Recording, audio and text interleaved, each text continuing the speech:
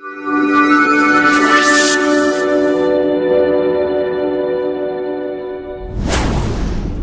Friends, स्वागत है आप सभी का एक बार फिर से आपके अपने यूट्यूब चैनल ज्ञान टेक इरशाद में। मैं आपका दोस्त इरशाद और आज की इस वीडियो में मैं आप लोगों को बता दूं कि आज हम लोग यहां पे डिस्कस करने वाले हैं बीए बीएससी पार्ट सेकेंड का। ठीक है, वो भी इसका चैप्टर का नाम है होम साइंस का, यानी कि होम साइंस का हम लोग आज क्वेश्चन पेपर जो सेकेंड पेपर है उसका हम लोग आज डिस्कशन करने वाले हैं कि कौन कौन से इंपॉर्टेंट क्वेश्चन इसमें इस एग्ज़ाम में पूछे गए हैं।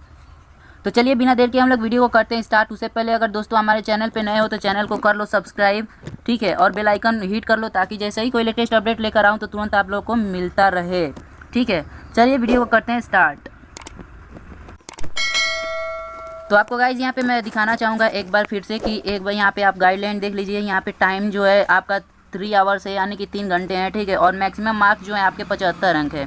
ठीक है, यानी कि 75 नंबर के आपके कुल को इसमें आपको होने हैं। ठीक है, और यहाँ पे देख सकते हैं कि attempt questions from all section as per instruction, यानी कि सभी खंडों के अनुसार प्रश्नों के उत्तर दीजिए। ठीक है, इसमें सेक्शन वाइज यहाँ पे दिया गया हुआ है।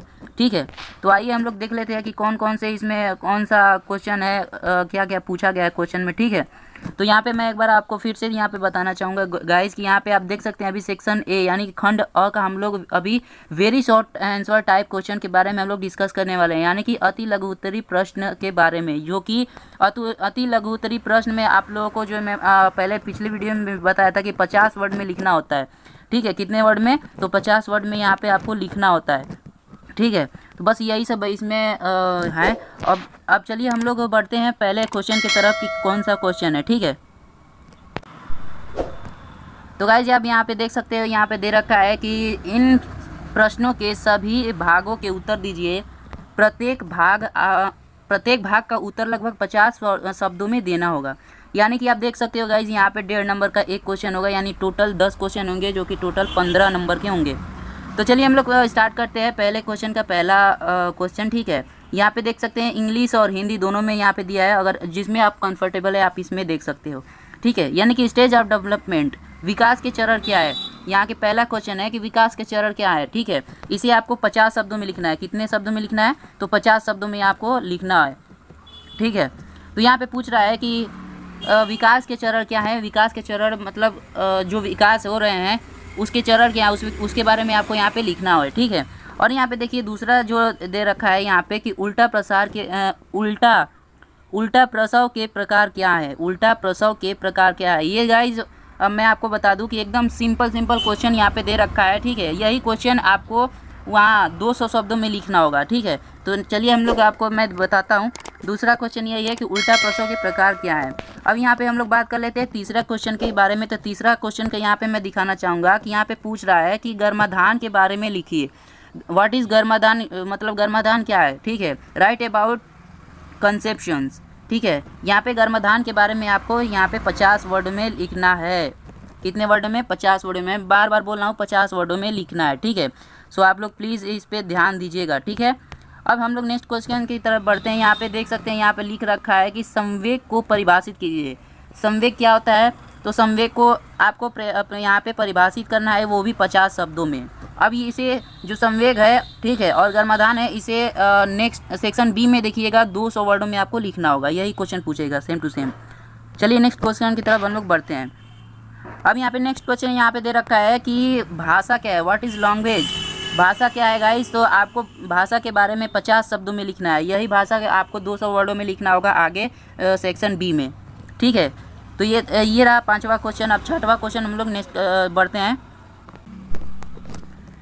तो गाइज यहाँ पे हम लोग 6ठा क्वेश्चन की तरफ बढ़ते हैं और यहाँ पे देखिए यहाँ पे लिखा है कि समाजीकरण के बारे में लिखिए। समाजीकरण क्या है उसके बारे में आपको 50 वर्ड में लिखना है। ये भी क्वेश्चन जो है नेक्स्ट में आएगा। ठीक है, तो चलिए हम लोग देख लेंगे सेक्शन बी में। अभी सेक्शन ए को देखते हैं। नेक्स्ट क्वेश्चन है कि प्रत्यक्षीकरण क्या होता है। प्रत्यक्षीकरण क्या होता है? What is perceptions. ठीक है, व्हाट इज़ परसेप्शंस, यानी कि प्रत्यक्षीकरण को आपको 50 वर्डों में लिखना है। 50 वर्डों में लिखना है। ठीक है, बार बार मैं कह रहा हूँ। अगर गाइज मैं आपको बता दूं कि अगर कोई भी क्वेश्चन नहीं समझ में आता हो तो प्लीज़ आप लोग नोट डाउन कर लो। ठीक है, चलिए नेक्स्ट क्वेश्चन की तरफ हम लोग बढ़ते हैं बिना देर किए। यहाँ पे जो है आपका 9वां क्वेश्चन जो है यहाँ पे मैंने बता रखा कि 10 क्वेश्चन इसमें दिए गए हैं, ठीक है। 10 क्वेश्चन जो है, एक क्वेश्चन जो है उसमें से 1.5 नंबर का होगा, ठीक है। तो यहाँ पे 9वां क्वेश्चन ये है कि जन्म से पूर्व विकास की अवस्थाएं क्या थी, ठीक है। जन्म से पूर्व विकास की अवस्थाएं आप लोगों ने पढ़ा होगा होम साइंस में, ठीक है। तो इसके बारे में आपको 50 वर्ड में लिखना है। चलिए नेक्स्ट क्वेश्चन की तरफ बढ़ते हैं कि RH फैक्टर क्यों महत्वपूर्ण है। RH फैक्टर क्यों महत्वपूर्ण है, इसके बारे में आपको लिखना है 50 वर्डों में, ठीक है। तो ये था दोस्तों 10वां क्वेश्चन, वो भी सेक्शन ए का, जो कि 50 वर्डों में लिखना था, ठीक है। अब यहाँ पे हम लोग आगे बढ़ते हैं और आगे बढ़ते बढ़ते यहाँ पे मैं आपको दिखा दूँ कि सेक्शन बी यहाँ से स्टार्ट हो गया है। सेक्शन बी का हम लोग यानी कि खंड ब यानी कि शॉर्ट आंसर टाइप क्वेश्चन के बारे में हम लोग यहाँ पे अब डिस्कस करने वाले हैं। लघु उत्तरी प्रश्न, जो कि यहाँ पे आप देख सकते हो 200 वर्डों में आपको यहाँ पे लिखना होता है। तो चलिए हम लोग स्टार्ट करते हैं ये इसको भी, ठीक है। तो यहाँ पे आप पहले इसका इंस्ट्रक्शन जो दिया है, नोट दिया गया है, इसको आप पढ़ लीजिए कि attempt all question, give answer of each question in about 200 words, यानी सभी प्रश्नों के उत्तर दीजिए, ठीक है। सभी प्रश्नों के उत्तर दीजिए, प्रत्येक प्रश्न के उत्तर लगभग 200 शब्दों में दीजिएगा, ठीक है। यहाँ पे आपको 5 क्वेश्चन यहाँ पे देंगे। यहाँ पे जो है 8 नंबर का एक क्वेश्चन होगा, जो कि 200 वर्डों में आपको लिखना होगा। तो चलिए हम लोग इसको भी देख लेते हैं। विकास के सिद्धांत लिखिए। देखिए मैं बता रखा था सेक्शन ए बी में विकास के सिद्धांत पूछे थे, ठीक है। तो विकास के सिद्धांत आपको लिखना है। व्यक्तित्व के बारे में बताना है यहाँ पे। अगर इसे इन दोनों में से किसी एक को आपको करना है, यहाँ पे आप देख सकते हो, यहाँ पे अथवा दे रखा है, यहाँ पे अथवा दे रखा है, यानी कि किसी एक को आपको करना है। वो भी कितने में लिखना है, तो 200 शब्दों में आपको यहाँ पे लिखना है, ठीक है। चलिए अब नेक्स्ट क्वेश्चन बढ़ते हैं हम लोग तीसरा का। तो जो तीसरा क्वेश्चन है यहाँ पे दे रखा है कि बच्चों के लिए चलाए जा रहे कार्यक्रमों के बारे में लिखिए। अब भैया बच्चों के लिए जो चलाए जा रहे कार्यक्रम है उसके बारे में तो लिखना ही है।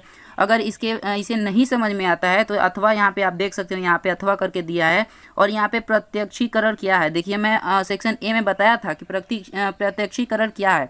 इसे आप वहाँ पे तो 50 वर्ड में लिखना था, और यहाँ पे जो है 200 शब्दों में आपको यहाँ पे लिखना है, ठीक है। तो प्रत्यक्षीकरण क्या है उसके बारे में आपको यहाँ पे लिखना है। चलिए नेक्स्ट क्वेश्चन बढ़ते हैं हम लोग। नेक्स्ट क्वेश्चन ये पूछ रहा है, यहाँ पे पूछ रहा है कि जन्म से कौन कौन से संवेग पाए जाते हैं, विस्तार से बताइए, ठीक है। जन्म से कौन कौन से संवेग पाए जाते हैं भैया, यहाँ पे पूछा है कि जन्म से कौन कौन से संवेग पाए जाते हैं, विस्तार से समझाइए या बताइए। यानी 200 शब्दों में आपको ऐसा लिखना है जो कि एग्जाम जांच रहा होता है एग्जामिनर, उसे पता चल जाए कि हाँ बच्चा कुछ लिखा हुआ है। यहाँ पे अथवा करके दिया है। अगर इसे आपको नहीं समझ में आता है तो यहाँ पे आप देख सकते हो, यहाँ पे दे रखा है कि बाल्यावस्था में, ठीक है, बाल्यावस्था में क्रियात्मक विकास का वर्णन कीजिए। बाल्यावस्था में क्रियात्मक का विकास क्या होता है उसके बारे में आपको 200 शब्दों में लिखना है। यानी कि इन दोनों क्वेश्चन में से किसी एक को करना है, ये दोनों क्वेश्चन में से कोई एक को करना है आपको, ठीक है। और ये जो क्वेश्चन है वो 8 नंबर का ये जो क्वेश्चन है वो 8 नंबर का होगा, ठीक है। तो प्लीज़ आप लोग अच्छे से प्रिपरेशन करके जाइए। और हाँ, चैनल पे नए हैं तो चैनल को सब्सक्राइब कर दो, ताकि जैसे ही कोई लेटेस्ट अपडेट आता रहे तो तुरंत आप लोग को मैं देता रहूँ, ठीक है। चलिए नेक्स्ट क्वेश्चन की तरफ हम लोग बढ़ते हैं। चलिए नेक्स्ट क्वेश्चन यहाँ पे दे रखा है कि भाषा विकास को प्रभावित करने वाले कारक क्या हैं। भाषा विकास को प्रभावित करने वाले कारक क्या हैं, ठीक है। इसके बारे में आपको कुछ समझाना है, ठीक है, 200 शब्दों में। अथवा अगर इसे नहीं समझ में आ रहा है आपको ये क्वेश्चन, तो आप यहाँ पे नीचे भी देख सकते हैं कि नवजात शिशु का संवेदी क्षमता क्या है। जो नवजात शिशु यानी जो छोटा बच्चा होता है, जो पैदा होता है, तो वो नवजात उसको बोलते हैं।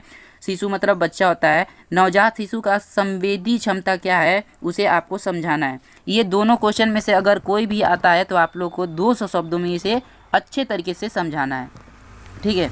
चलिए नेक्स्ट क्वेश्चन की तरफ बढ़ते हैं हम लोग। यहाँ पे 6वां क्वेश्चन आप देख सकते हो। 6वां क्वेश्चन यहाँ पे दे रखा है कि बचपनावस्था को समायोजन की अवस्था क्यों कहते हैं।